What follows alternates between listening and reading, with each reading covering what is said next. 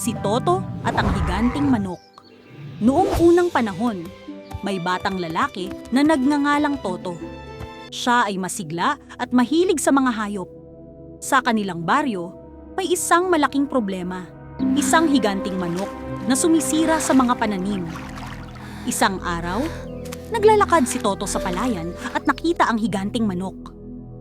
Toto, nagulat. Grabe! Ang laki naman ng manok na ito. Nilapitan niya ito, ngunit tila galit ang manok at nagiiwan ng yapak sa mga tanim. Higanting manok, malakas na tinig. Bakit kayo nandito? Ito ang aking palayan ngayon. Toto, matapang. Hindi po. Ito po ang palayan ng mga tao dito sa baryo. Pakiusap, huwag pong sirain.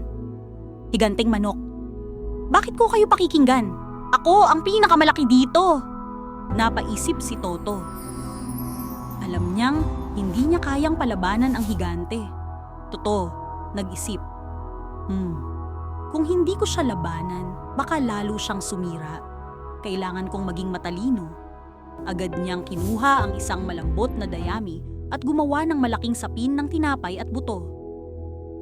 Inilagay niya ito sa gitna ng palayan. Toto, malumanay. Manok, subukan mo ito. Masarap ito kaysa sa mga tanim ng mga tao. Nilapitan ng higanting manok at sinubukan ang pagkain. Higanting manok, nasisiyahan. Ang sarap. Hindi ko na kailangan sirain ang palayan. Ngumiti si Toto. Toto, salamat po manok. Kung magpapakita ka ng respeto sa palayan, lahat tayo masaya. Tuwing hapon ay dumadayo ang higanting manok sa palayan. Ngunit hindi na niya sinisira ang mga pananim. Higanting manok, salamat sa iyo, Toto. Natutunan ko na mas masaya kapag nagkakasundo tayo. Aral ng kwento.